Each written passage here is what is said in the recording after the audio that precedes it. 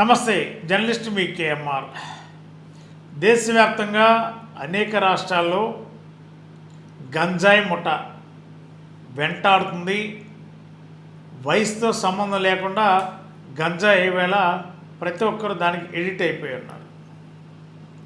ఇవాళ ఆంధ్రప్రదేశ్లో మాదక ద్రవ్యాల వ్యతిరేక దినోత్సవం వేళ, కానీ దీన్ని నామకే వాస్తే జరుపుతుంటారు సంబంధించిన శాఖ అధికారులందరూ కూడా.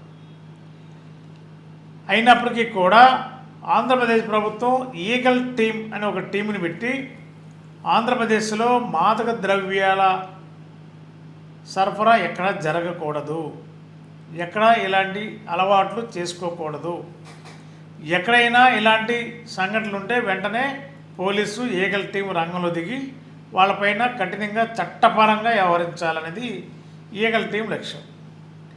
మరి ఈవేళ గంజాయి అనేది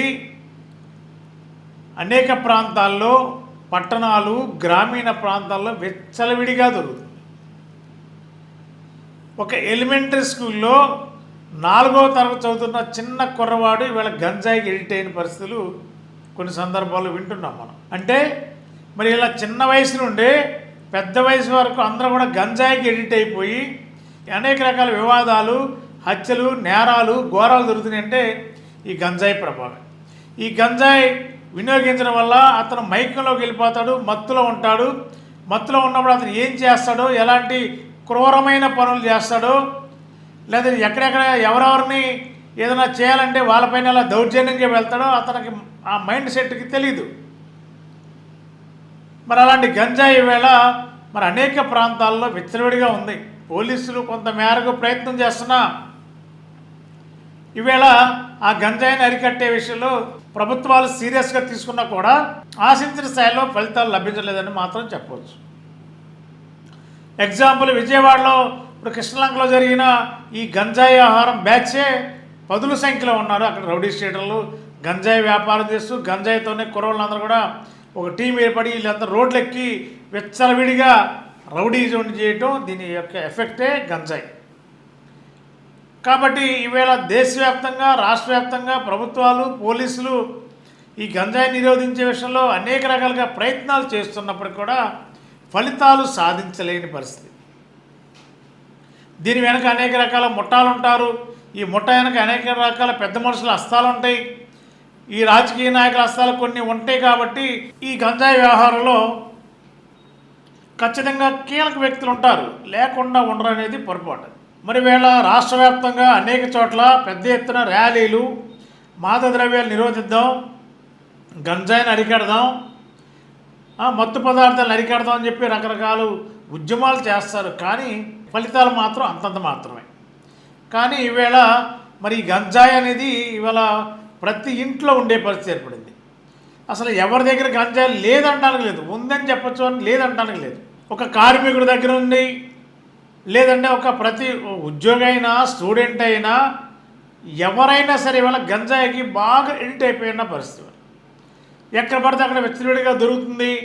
దాన్ని చాలా సీక్రెట్గా మళ్ళీ ఫ్యాన్సీ షాపులకు వెళ్తే, ఏవైనా చిన్న చిన్న చిల్లర కొట్లకు వెళ్తే, గ్రామీణ ప్రాంతాల్లో చిన్న బడ్డీలు ఉంటాయి, ఆ బడ్డీల వైపు వెళ్తే ఇట్లా ఎక్కడికి వెళ్ళినా కూడా గంజాయి చిన్న చిన్న ప్యాకెట్లు దొరికే అవకాశం. మరి గంజాయిని నిరోధించడానికి పోలీస్ శ్రమిస్తున్నారు, కానీ ఆశించిన స్థాయిలో ఫలితాలు రావడం లేదంటే దీన్ని అరికట్టడం అంత ఈజీ అంటే ఈజీ కాదు.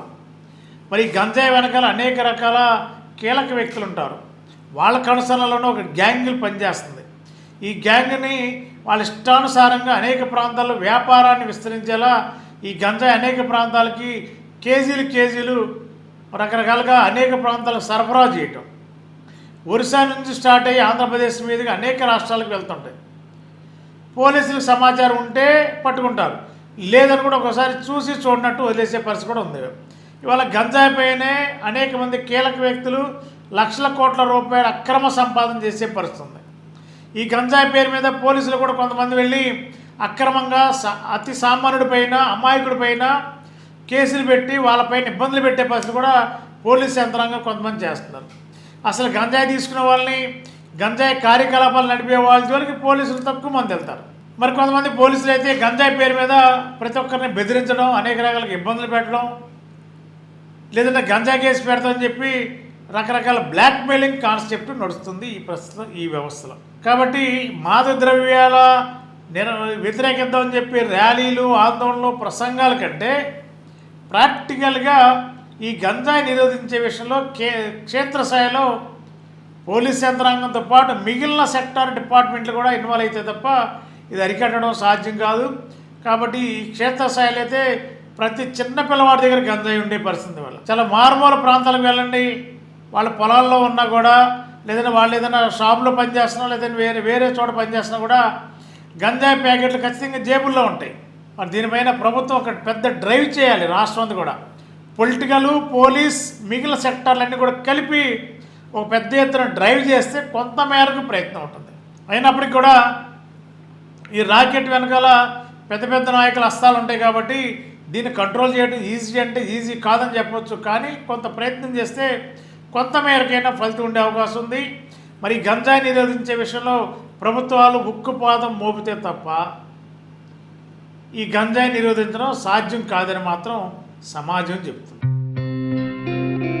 గత 20 సంవత్సరాలుగా దంత సమస్యలతో పాటు దవడ మరియు ముఖ సంబంధ సమస్యలకు చక్కని చికిత్సలు అందిస్తున్న శ్రీ రామకృష్ణ దంత వైద్యశాల, నరసింహారావుపేట, ఏలూరు. ఎమర్జెన్సీస్ లో వాడే ఆక్సిజన్ కాన్సంట్రేటర్లతో పాటు air purifier, UV light steriliser, ULV fogger వంటి పరికరాల ద్వారా పరిశుభ్రమైన వాతావరణంలో చికిత్స అందించబడుచున్నది.